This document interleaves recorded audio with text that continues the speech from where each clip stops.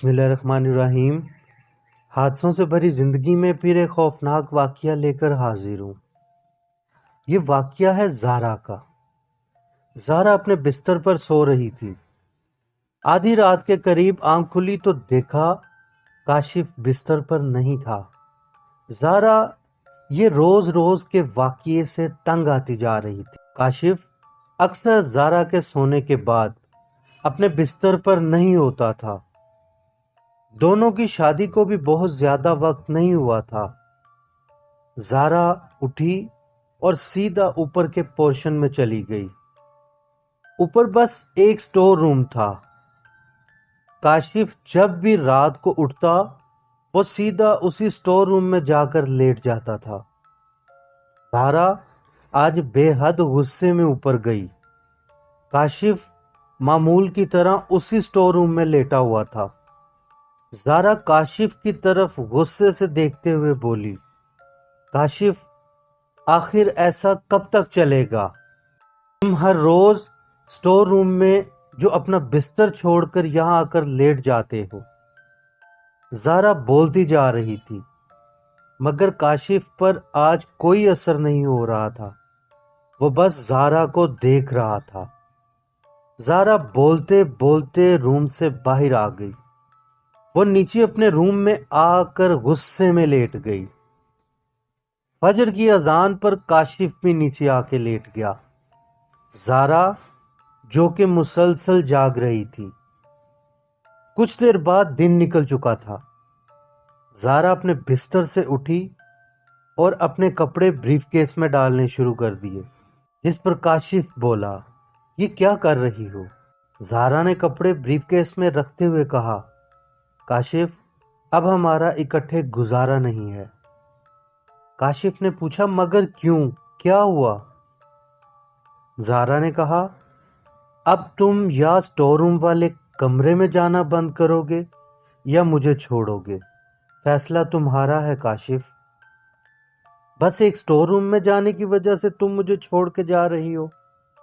کاشف نے آگے سے سوال کیا۔ زہرا نے کہا، تم عورت کے اکیلے پن کو نہیں سمجھ سکتے، اور پھر رو پڑی۔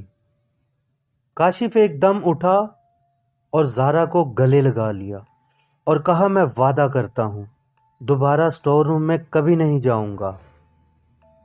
زہرا کا مرجھایا ہوا چہرہ گلاب کی طرح کھل اٹھا۔ تھوڑی دیر بعد کاشف بریک فاسٹ کر کے آفس کے لیے نکل چکا تھا۔ زہرا اکیلی گھر میں روٹین کے کاموں میں لگ چکی تھی۔ گھر کی صاف ستھرائی کے بعد حسب معمول ٹیبل پہ پڑا اس نے اپنا موبائل فون پکڑا اور کسی سے بات کرنے کا سوچنے لگی۔ ابھی فون ملایا ہی تھا کہ اسے واٹس ایپ پر ایک میسج آیا جو ایک اننون نمبر سے تھا۔ میسج آن کر کے دیکھا جس پہ چینج یور لائف لکھا ہوا تھا اور ساتھ ایک لنک پر کلک کرنے کا کہا گیا تھا۔ پہلے وہ کچھ دیر سوچتی رہی، آخر یہ نمبر کس کا ہے؟ پھر کچھ لمحوں بعد اس نے اس لنک پر کلک کر دیا۔ کلک کرتے ہی ایک ویڈیو چل پڑی۔ وہ ویڈیو دیکھ کر زہرا کا دل سینے سے باہر آنے کو کر رہا تھا۔ زہرا کو ویڈیو میں وہ سوئی ہوئی دکھائی گئی اور پھر وہ سارا منظر دکھایا گیا جب وہ اوپر سٹور روم میں جا کر غصے سے بول رہی تھی۔ ایسے لگ رہا تھا جیسے کوئی اس کے ساتھ چلتا ہوا زہرا کی ویڈیو بنا رہا تھا۔ وہ ویڈیو دیکھ کر بری طرح ڈر گئی تھی۔ وہ پسینے میں بھیگ چکی تھی۔ سب بہت ڈراؤنا منظر جو اس ویڈیو میں دکھایا جا رہا تھا۔ وہ ویڈیو میں سٹور روم کے دروازے پہ کھڑی بولتی ہوئی کاشف کو دیکھ رہی تھی، مگر ویڈیو میں کاشف کے ساتھ ایک بہت بدصورت، ایک بھیانک ڈائن لیٹی زہرا کو غصے سے دیکھ رہی تھی۔ اس کی سفید آنکھیں اور سفید لباس تھا۔ اور پھر ویڈیو خود ہی بند ہو گئی۔ ویڈیو کے بند ہوتے ہی زہرا کو ایک اور اسی نمبر سے میسج آیا جس پر صرف بلڈ لکھا ہوا تھا۔ زہرا کا مارے خوف سے برا حال تھا۔ اس نے کانپتے ہاتھوں سے کاشف کو فون ملایا۔ کاشف نے جیسے ہی فون اٹھایا، زارا نے روتے ہوئے کاشف کو فوراً گھر آنے کا کہا۔ کاشف زارا کی آواز سن کر گھبرا گیا۔ وہ تھوڑی دیر بعد گھر آ چکا تھا۔ زارا نے کاشف کے سامنے وہ ویڈیو دوبارہ پلے کرنے کی کوشش کی، مگر وہ ویڈیو اب کی بار پلے نہیں ہوئی۔ زارا نے ڈرتے ہوئے کاشف کو ساری بات بتائی۔ کاشف زارا کی بات سن کر تھوڑا پریشان ہو چکا تھا۔ وہ دونوں فوراً ایک آستانے پر گئے اور پیر صاحب کو جا کر بتایا۔ پیر صاحب خود چل کر گھر آئے اور اسٹور روم میں جا کر پڑھائی شروع کی۔ پہلی بار کاشف اور زارا نے وہاں آوازیں سنی۔ کافی دیر کے بعد پیر صاحب نے وہاں سے باہر آنے کا کہا اور اس کمرے کو مکمل لاک کر دیا گیا۔ پیر صاحب نے کہا دوبارہ اس کمرے کو کبھی نہ کھولنا، اور ایک تعویذ کاشف کو گلے میں ڈالنے کے لیے دیا۔ وہ دونوں نے اسٹور روم جانا بالکل چھوڑ دیا تھا، مگر ڈر ان کے اعصاب پہ سوار ہو چکا تھا۔ رات کو رونے کی آوازیں اب اکثر آنے لگی تھیں، جو کاشف اور زارا مسلسل ان آوازوں کو سنتے تھے۔ دونوں نے مل کر مشورے کے ساتھ کچھ ہی دن میں اس گھر کو بدلنے کا سوچا اور اس گھر کو بند کر کے ایک کرائے کے گھر میں چلے گئے۔ زندگی پہلے کی طرح نارمل ہو چکی تھی۔ زارا کے گھر ننا مہمان آنے والا تھا۔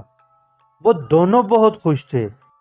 آخر وہ گھڑی آ گئی جس کا انتظار تھا۔ وہ ننا مہمان آ چکا تھا، مگر اس بچے کو دیکھ کر ڈاکٹرز بھی چونک گئے۔ اس بچے کی آنکھیں سفید تھیں۔